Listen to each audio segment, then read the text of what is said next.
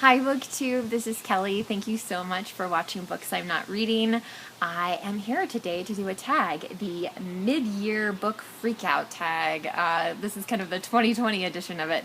This tag has been around for a while. I'm not sure who originally created it. I want to say maybe Adam from Memento Mori, but I'm not positive. I actually watched Alex from What Page Were You On, his version of this tag this year. He's so zen and calm in his videos that it's hard to imagine him doing any tag that has the word freak out in it. But he tagged Steve Donahue, and Steve actually tagged me, so thank you so much, Steve. I appreciate that. It is a little bit challenging for me to do this tag because this year, 2020, my husband and I decided not to read any books aside from what we own, with a few exceptions from the library. So we're not purchasing any books, and we're only using when the library was open. It has reopened. I'll talk about that in a little bit, but we are only reading things that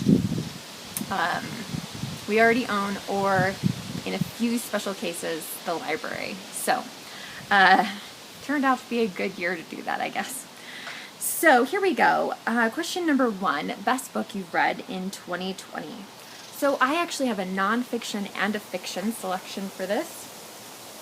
The first one is a novel called In the Lake of the Woods by Tim O'Brien. I read this, I think, back in January. This was a buddy read I did with Jason and with Mark Nash, one and only Mark Nash. Anyway, I highly recommend Tim O'Brien, and if you're looking for something that is suspenseful and spooky, and there is violence in this, but it's a really wonderful book. I don't want to spoil it for you. My non-fiction choice I've already done a review on, and this is John McPhee's Rising from the Plains, which deals with the geology and geography of the place I live, Wyoming. And I had been to many places that were mentioned in this book, and now I really wish that I could just get in the car and go to some of the other places. It just really struck a chord with me, and thoroughly enjoyed this book. Question number 2, best sequel you've read so far in 2020. I actually haven't read any sequels. I think that will change maybe in August, we'll see. So you can wait for more details about that. Question number 3, new release you haven't read yet but want to. Again, if you're familiar with all of my channel, you know that I really don't read new releases. I've often thought of renaming my channel The Backlist, because I tend to gravitate toward what's already here, what I already have, and especially this year. So I don't have anything like that. Most anticipated release of the second half of the year. Again, so there's no books that, I mean, everything that I intend on reading,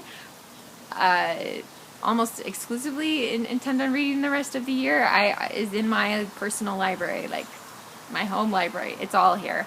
However, I will say, as far as BookTube events, I am so excited about Jane Austen July, and I will be posting my TBR for that very soon.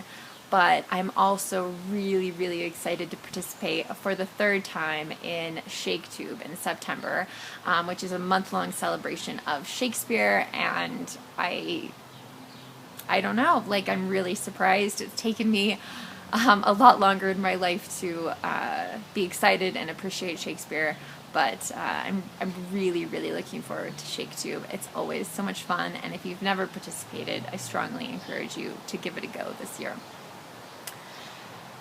Question number 5, biggest disappointment. Okay, so I'm not going to go into too much. I recently finished reading Broken by Lisa Jones, and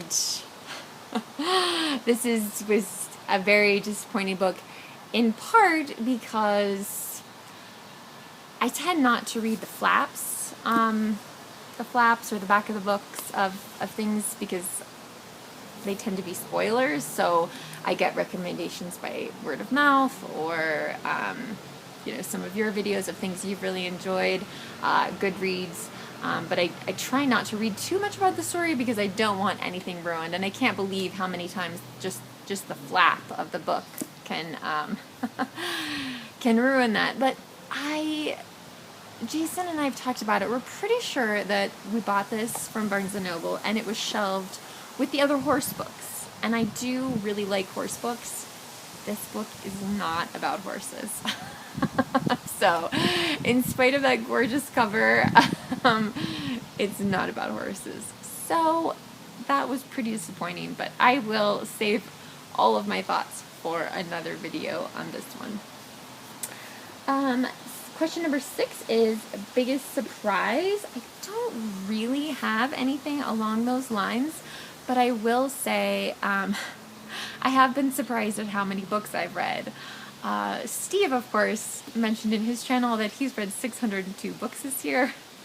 I can't even fathom that. I've read 26 books this year, and in looking in my book journal back on the last few years, I'm kind of ahead in the year, which is especially surprising because this has been a year that I've found really difficult to stay focused. There has been a lot of distractions, both personally and, of course, globally. So the full spectrum there. So for me, I don't have a book that's the biggest surprise, but I'm just surprised at how much I have been able to read in spite everything that's going on in the world.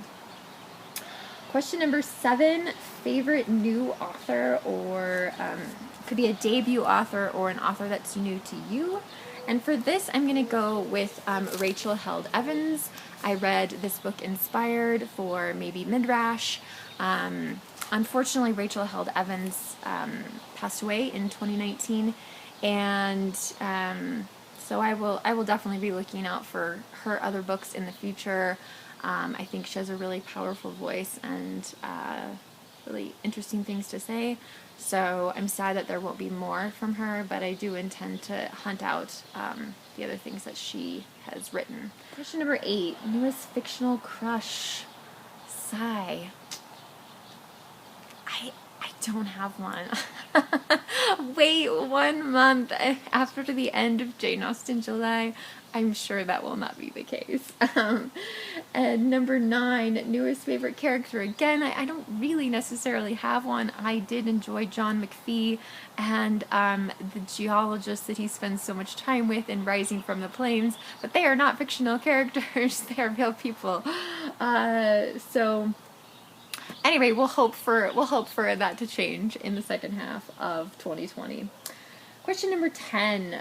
Book that made you cry. Alright, so even though I didn't enjoy this book, it did make me cry because it takes place primarily on the Wind River Indian Reservation, which is not far from where I live. And at one point in the book I did cry just over how much suffering Native Americans in our country have suffered for centuries. It's heartbreaking. And even today,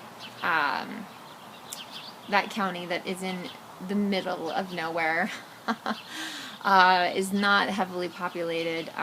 They have, I'm sure, the most coronavirus cases in the entire state. It's so sad to see these people just continue to suffer. Question number 11, book that made you happy. So I've got a couple here. The first one is Lilies of the Field by William E. Barrett. The E is important if you're trying to find this book because there's a lot of William Barretts out there. But this was my other maybe Midrash book. It's super short. You could read it in an afternoon, no problem. But it was wonderful, delightful. I also really loved the movie. So this book made me happy, as well as a book that is, I believe, the first book that we ever purchased as a result of a BookTube recommendation, and that is My Life with Bob by Pamela Paul. The subtitle is Flawed Heroine Keeps Book of Book, Plot Ensues. And so many of you have told me how much you've enjoyed this book, so I know it is a BookTube favorite. If you haven't read this, I would really encourage you, anyone on BookTube, to read this book. If you love books, going to be really hard not to enjoy this book. And there were, you know, I think for each reader, there are certain moments where you really connect with what she's reading and what she's going through in her life. It's great to read a kindred spirit here who's keeping track of her books. Number 12, most beautiful book you've bought or received so far this year. So again, I have not bought any books. I did not solicit this book. I did not ask for this book. A friend of mine mailed this to me along with some masks. She said she'd been planning to give this book to me for Christmas, and I got it in, I think, May. This is, I hope I'm saying this right, Ayesha at Last by Uzma Jalaluddin? Jalaluddin? I don't know how to say her last name. I'm so sorry. I'm so sorry for butchering that. That's my bad. This is a Muslim retelling of Pride and Prejudice. And I think it's absolutely a beautiful cover. Look at that. I don't know if you can see like the gold on it. I just love it. And ties very nicely with an upcoming booktube event. And so I'm going to be reading this in July. So I'm really excited about it, and she ended up sending it at a perfect moment. Finally, question number 13, what books do you need to read by the end of the year? And I have a question for you all about this. So, okay, I don't own this book. The book I really need to read by the end of 2020, or I would like to read by the end of 2020, is The Nickel Boys by Colson Whitehead, because it won the Pulitzer Prize this year. And I read all the books that win the Pulitzer Prize for fiction, and I try really hard to read them the same year they win. This is about the closest that I can get to on my channel as far as new releases, so by the time the books win, they're a year old or more. But yeah, I don't want to fall behind and suddenly be like, I need to read 5 Pulitzers this year to catch up. So our library has reopened with some stipulations, some safety guidelines. But one of the things that concerns me is that when you turn a book in, the book is in quarantine for 3 days. So what does that mean about when you check a book out? Like, has the book been in quarantine before you check it out? Like, what are they doing if they're going to keep the book in quarantine 3 days after I turn it back in? Like, do I need to keep it in quarantine for 3 days before I start reading it? I'm just not really sure. I'm really troubled also by the fact that the library is not requiring patrons to wear masks. All the staff are. But yeah, so I have really mixed feelings about that, and I would love to hear in the comment section from you. Maybe some of you know more about what, you know, how long can the coronavirus remain in a book? I mean, I just don't know. I know that the viruses can stay on certain surfaces longer than others, but I just don't really know, and it's a bit confusing to me, and a bit, yeah, it's just a bit strange. So tell me your thoughts on that, and if you've read any of these books, please feel free to tell me your thoughts down below in the comment section. I do want to tag a few people, some of my favorite booktubers. Rainy from Rainy Day Reads, you know you need another tag to do, girl. I would also like to tag Karen Evans. I have really enjoyed getting to know Karen, watching her videos and talking to her on Voxer. She is an absolute delight, so please check out her channel and subscribe to her. Also Mark Nash, since I mentioned you in my video. I'd love to see your mid-year book freakout tag, and the book lady. So thank you all so much for watching. Remember to be kind to yourself, be kind to others, and I will talk to you very soon, booktube. Take care.